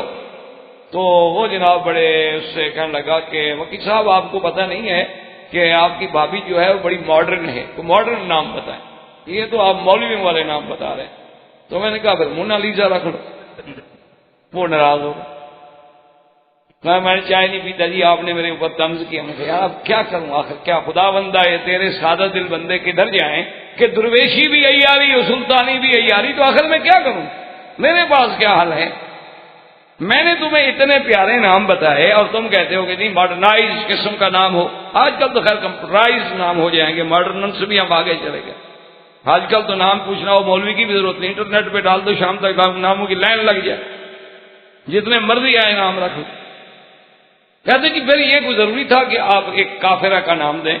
میں نے کہا نہیں کافرہ کا نام نہیں ہے، تو تخیل ہے، مونالیزا کا بھی ہے، اس کی مسکراہٹ کا تخیل ہے، واقعی کوئی نہیں ہے، حقیقت ہی کوئی نہیں، وہ تو ایک محض تخیل ہے، قوم کو بے وقوف بنایا گیا، پاگل بنایا گیا، پینٹنگ چوری ہو گئی، فلاں ہو گیا، یہ ہو گیا، غضب ہو گیا، اب اس کا کوئی سرے سے وجود ہی نہیں ہے، وہ ایک تخیل تھا شاعر کا، بیٹھے بیٹھے اس نے بنا ڈالا تھا۔ تو بہرحال وہ جانے، ان کا کام جانے۔ تو اللہ پاک نے قرآن میں نام نہ لے کر یہ حکم دیا ہے، اور فقہا لکھتے ہیں کہ گھر میں آدمی اس کو بلائے تو اس کے باپ کے نام کے ساتھ یا بنت فلاں، اور پھر جب اس کا بچہ ہو جائے تو بچے کی ماں، فلاں کی ماں، اس نسبت سے بلایا جائے، نام نہ لیا جائے، کیونکہ کبھی کبھی غلط لوگ جو ہیں نام سن کر بھی اسکینڈل بنا لیتے ہیں۔ اللہ تبارک و تعالی ہر مسلمان کی بچی کو محفوظ رکھیں۔ تو اسلام کی یہ سبق ہے، ہدایت ہے۔ اسلام کہتا ہے نام باہر نہ نکالو، اور ہم جناب 6 فٹ کی لاش باہر نکال کے بیچ دیتے ہیں، اب کیا ہوگا؟ اب اللہ حافظ ہے، اور تو کوئی علاج نہیں۔ بازار سے گوشت لینا ہو تو کبھی 1 کلو لے کر ڈاکٹر صاحب بھی ہاتھ پہ رکھ کے نہیں نکلیں، لیکن یہ جو 6 فٹ کی لاش ہے، اتنا بڑا گوشت ہے، بغیر کپڑے کے باہر پھر رہا ہے، اس پر کوئی نہیں کوئی چیل جھپٹے گی۔ اللہ کے بندے بس یہ ہے، ایک وقت آئے گا آپ دیکھیں گے کہ اسلام جو کہتا ہے وہ حق، دشمن کو بھی ماننا پڑے گا، کافر کو بھی ماننا پڑے گا، اعتراف کرنا پڑے گا، یعنی قیامت کے آنے سے پہلے پہلے اسلام کی حقانیت ماننی پڑے گی۔ تو بہرحال بیٹی تلاش کرتے کرتے چلی گئی، چلتے چلتے چلتے چلتے اب تو شورا ہو گیا تھا نا جی کہ بھئی ایک بچہ ہے صندوق میں تھا اور فرعون کے گھر میں پہنچا ہے، اب دیکھو کیا ہوتا ہے، قتل ہوتا ہے، بچتا ہے، تو کہانیاں بن گئی۔ تو بی بی کو بھی پتہ لگ گیا، بی بی پہنچ گئی۔ قرآن کہتے فَبَصُرَتْ بِهِ عَنْ جُنُبٍ، دور سے کھڑے ہو کر کنارے سے دیکھا کہ ہے تو میرا بھائی، ہے تو موسیٰ علیہ السلام، بہن کیسے اپنے بھائی کو نہ پہچان. وَهُمْ لَا يَشْعُرُونَ، اور ایسے انداز سے دیکھا کہ وہ نہ سمجھیں کہ بھی اس کا کوئی تعلق ہے، اس کا کوئی تعلق معلوم ہوتا ہے. اب انہوں نے جناب بچے نے جب رونا شروع کیا تو انہوں نے دایا بلائی کہ جی دودھ پلاؤ، بچہ رو رہا ہے. اب جس کا بھی وہ بلاتے ہیں موسیٰ علیہ السلام دودھ ہی، وَحَرَّمْنَا عَلَيْهِ الْمَرَاضِعَ، اللہ نے فرمایا ہم نے دودھ حرام کر دیا سب کہ کسی کا دودھ نہیں پینا ہے. موسیٰ علیہ السلام خبردار، ہم نے وعدہ کیا ہے تیری اماں کا دودھ تجھے پلانا ہے اور کسی کا دودھ نہیں پینے دیں گے. یہ ہے خدا کہ فرعون کے گھر میں ہے موسیٰ علیہ السلام جو سب سے بڑا قاتل ہے. 70,000 بنو اسرائیل کے بچے کو قتل کیا اسی لیے کہ میرا اقتدار چھیننے والا بچہ پیدا نہ ہو. اللہ نے اسی کو اس کے گھر میں بھیج دیا کہ پرورش بھی میں نے تم سے کروانی. اسی لیے دیکھا جائے اللہ اسی لیے کہتے ہیں کہ ڈرو نہیں، جب تم حق کے دائی بنو گے، جب تم اللہ کی توحید کے علمبردار بنو گے، جب تم دین کی دعوت کو لے کے اٹھو گے نا، اللہ دشمنوں کے گھر میں تیرے لیے ٹھکانے پیدا کرے، اللہ فرعونوں کے گھر میں تیری حفاظت کے انتظام کرے. آپ گھبراتے کیوں ہیں؟ آپ کھڑے تو ہوں اللہ کے دین کے لیے. تو اب جناب انہوں نے جب دیکھا کہ وہ بچہ دودھ نہیں پیتا، رو رہا ہے، تو اب آخر بہن تھی سمجھ صبرناز، فقالت هل ادلکم علی اہل بیت یکفلونہ لکم وہم لہ ناصحون. بچی نے کہا کہ اگر چاہو تو میں تمہیں ایک گھر بتا سکتی ہوں، وہاں ایک بڑی پارسا بھی ہے، نیک بھی ہے، ہو سکتا ہے اور وہ خیر خواہ بھی ہیں، ہو سکتا ہے کہ وہ بچہ اس کا دودھ پی لے. اب جناب یہ ہے کہ انہوں نے کہا کہ چلو ٹھیک بتائیں کون. اور بعض روایات میں یہ آتا ہے کہ جب وہ بی بی نے کہا نا کہ وہ ہم لہو ناصحون اور وہ گھرانے والے اس بچے کے خیر خواہ بھی ہیں، تو فرعون تاڑ گیا. اس نے کہا اچھا ادھر آؤ، کون ہو تم؟ وہ گھر والے اس بچے کے خیر خواہ کیسے ہیں؟ اس بچے کے ساتھ ان کا کیا رشتہ ہے؟ تو اللہ نے بی بی کو عقل دیا. انہوں نے فرمایا بادشاہ آپ نے سمجھا نہیں، میں نے کہا تھا ہم لہو تمہارے خیر خواہ ہیں، تم نے موسیٰ علیہ السلام کی طرف اشارہ سمجھ لیا، حالانکہ میرا اشارہ تمہاری طرف تھا کہ وہ گھرانہ تمہارا خیر خواہ. تو بادشاہ نے اچھا یہ بات ہے تو ٹھیک ہے. اس نے کہا جاؤ اس کو لے کے آؤ. اب جناب جب وہاں سے شاہی فرمان آیا اور بی بی ساتھ ہیں، دوڑی ہوئی گھر آئی، ان کو باہر کھڑا کیا. اماں سے کہا کہ اماں جان آپ دیکھیں نا کہ اس وقت ورنہ ماں تو خوشی میں آ کے کیا نہ کہتے، یہ بھی تو رب تعالی القلب ہے نا، اللہ نے دل کو تھاما ہوا ہے. ورنہ اس حال میں جس کا بچہ مل جائے اس کے خوشی کا کیا عالم ہوگا، اور پھر اپنے آپ کو خوشی میں کنٹرول کر سکتی ہے. لیکن ربط نہ ادا کرتے ہیں. اللہ فرماتے ہیں ہم نے جو دل کو باندھ رکھا تھا. تو بی بی نے آگے بتایا کہ اماں جان بھائی سلامت سے ہے، خیریت سے ہے، اور فرعون کے گھر میں. انہوں نے کہا فرعون کے گھر میں؟ کہا فرعون کے گھر میں، اور وہ باہر آئے ہوئے ہیں، مہربانی کریں، وہ تو کسی کا دودھ ہی نہیں پیتا، وہ تو رو رہا، چلے دودھ پلائیں. تو موسیٰ علیہ السلام کی اماں نے کہا کہ نہیں میں نہیں جاتا. انہوں نے کہا ماں کیا کہہ رہی؟ انہوں نے کہا اللہ کا وعدہ تھا انا رادوہ الیک، ہم موسیٰ تیرے پاس لائیں گے، یہ تو نہیں کہا تھا تجھے لے جائیں گے. تو موسیٰ علیہ السلام اللہ کا وعدہ پورا ہوگا وہ میرے پاس آئے گا، میں کیوں جاؤں؟ اور اسی سے حکمت کا پتہ چلا کہ بیٹے ہی ماؤں کے پاس آتے ہیں، یعنی کہ مائیں بیٹوں کے پاس چل کے جائیں. آج کل تو یہی دور ہے نا، آج کل تو مائیں بیٹوں کو منت کرتی ہیں، آج کل تو مائیں آگے نیاز مند بنتی ہیں، اور وہ بھی بیٹا راضی ہو اور بہو راضی ہو تو 4 دن بیچاری گھر گزار دے. ورنہ تو اماں جانے کے لیے تو الگ جگہ دی جاتی ہے، کبھی بوڑھے ہو گئے ہیں جی وہ ان کو ذرا یہاں ٹربل ہو گیا، تمہیں نہیں ہوتی ان کو ٹربل ہو. ایسی نالائق ناخلف اولاد ہے، اللہ معاف کرے. یہ تو جب ہم مریں گے نا اس دن پتہ لگے گا کہ ان بڈھے بڈھیوں کا کیا مقام تھا، اللہ کے والدین کا کیا مقام تھا، اور ہمارے بیویوں کا کیا مرتبہ تھا. اللہ تبارک و تعالیٰ معاف فرمایا. میں نے کہا کہ نہیں، اس میں 2 حکمتیں تھیں کہ ایک تو شان قائم رہے کہ بیٹا ماں کے پاس، اور اصل بات یہ تھی کہ اللہ کا وعدہ پورا ہو کہ انا رادوہ الیک، ہم اس کو لائیں گے تیرے پاس. اللہ کا وعدہ پورا. اور تیسری بات یہ تھی کہ اسی کو اللہ نے راز رکھنے کا بہانہ بنا لیا. اگر ماں دوڑ پڑتی تو راز ہی تو کھل جاتا نا کہ پتہ نہیں اصلی ماں تو نہیں آ گئی.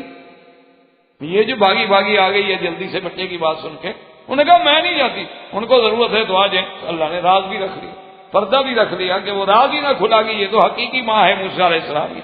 اللہ فرماتے فَرَدَدْنَاهُ إِلَىٰ أُمِّهِ كَيْ تَقَرَّ عَيْنُهَا وَلَا تَحْزَنَ وَلِتَعْلَمْ أَنَّ وَعْدَ اللَّهِ حَقٌّ وَلَٰكِنَّ أَكْثَرَهُمْ لَا يَعْلَمُونَ.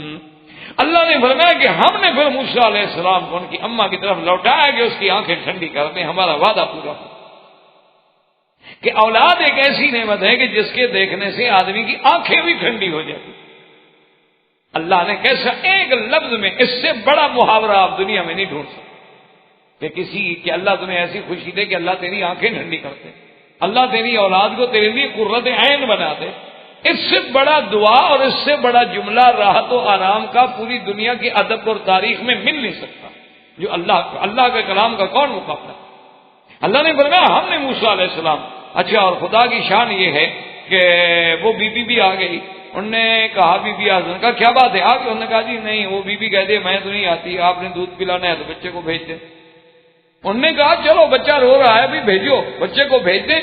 اور اس نے کہا کہ جناب اس کا کیا ہوگا؟ اس نے کہا جی آپ اس سے کہہ دیں ہم انعام و اکرام سے تمہارا گھر بھر دیں گے، تمہارا مہینے کا اتنی تنخواہ، تمہارا یہ بونس، تمہارے یہ لنچ، تمہارے لیے سواری، تم تو ہمارے بچے کی ماں ہو. اب تو یہ ہمارا بچہ ہے، ہم نے موسیٰ کو بچہ بنا لیا ہے. تو اللہ نے فرمایا دیکھو ہم جب راضی ہوتے ہیں نا تو ماں کو بیٹا بھی ملا دیتے ہیں اور ماں اپنے بیٹے کو دودھ بھی پلائے اور پیسے بھی دے. فرمایا جب ہم راضی ہونے پہ آ جاتے ہیں تو ہم پھر اس طرح دیتے ہیں کہ ماں اپنے بیٹے کو دودھ پلا رہی ہے اور پلانے کے پیسے بھی ساتھ دے رہی. دونوں نعمتیں ہم نے دے دی کہ ہم نے موسیٰ علیہ السلام کو ماں کی گود میں بھیجا تاکہ ان کی آنکھوں کی ٹھنڈک بنے اور غم ختم ہو. اور وَلِتَعْلَمْ أَنَّ وَعْدَ اللَّهِ حَقٌّ، اور وہ یقین پختگی پہ پہنچ جائے کہ اللہ کا وعدہ حق ہے، اللہ کا وعدہ سچا ہے، اسے کوئی نہیں پھیر سکتا. لیکن وَلَٰكِنَّ أَكْثَرَهُمْ لَا يَعْلَمُونَ، افسوس یہ ہے کہ اکثریت جو ہے وہ یہ بات نہیں جانتی کہ اللہ کا وعدہ حق ہے اور اللہ کا فرمان جو ہے وہ کبھی غلط نہیں ہو سکتا. اب موسیٰ علیہ السلام، بعض مفسرین نے لکھا ہے کہ ایک دفعہ موسیٰ علیہ السلام ابھی بچپن میں ہیں، ابھی آپ کی عمر جو تھی یعنی 2 سال کا لکھا ہے، ابھی یعنی وہ زمین پہ چلتے تھے، گھسٹ گھسٹ کے چلتے تھے. تو کبھی کبھی بی بی آسیہ ان کو بلا لیتی تھی دیکھنے کے لیے، ورنہ رہتے تو موسیٰ علیہ السلام اپنی اماں کے گھر میں تھے، لیکن کبھی کبھی آسیہ بی بی بھی ان کو بلا لیتی تھی دیکھنے کے لیے. تو ایک دن بلایا تو بی بی آسیہ نے سینے سے لگا کے موسیٰ علیہ السلام کو اٹھایا ہوا ہے. فرعون آ گیا. فرعون جو آیا تو اپنا اس دور میں فرعونہ جو تھے بادشاہ وہ زیور پہنتے تھے باقاعدہ، گلے میں سونے کے بڑے بڑے لاکٹ، اور ان کی جو داڑیاں ہوتی تھیں ان میں وہ موتیوں کی لہریں اور موتیوں کی لڑیاں لگاتے تھے. ہیرے جواہر ڈائمنڈ ایک دور سے وہ چمک رہی ہیں. رات کو جو لائٹ پڑی اور چمک آئی، کبھی زمرد ہے یاقوت ہے فلان ہے. تو وہ بھی فرعون کا وہ مرصع، سر پہ تاج اور یہ ساری چیزیں. تو اس نے فرعون نے بھی یہ کیا کہ اس نے کہا کہ چلو اب بی بی آسیہ خوش ہو جائے گی. اس نے بھی موسیٰ علیہ السلام کو اٹھا لیا کہ چلو ذرا بی بی خوش ہو جائے کہ میں بھی بچے سے پیار کر رہا ہوں. تو جب موسیٰ علیہ السلام کو انہوں نے اٹھایا تو سینے کے ساتھ قریب کیا تو موسیٰ علیہ السلام نے داڑھی پکڑ کے مارا تھپڑ منہ پہ فرعون. وہ تو موسیٰ تھا نا جی، وہ تو موسیٰ تھا نا علیہ السلام، وہ تو جلالی پیغمبر ہے. چاہے بچہ ہو تو کیا ہے، نبوت کے فیصلے تو پہلے ہو چکے ہیں نا. انا رادوہ الیک وجاعلوہ من المرسل، وہ تو رسول ہے.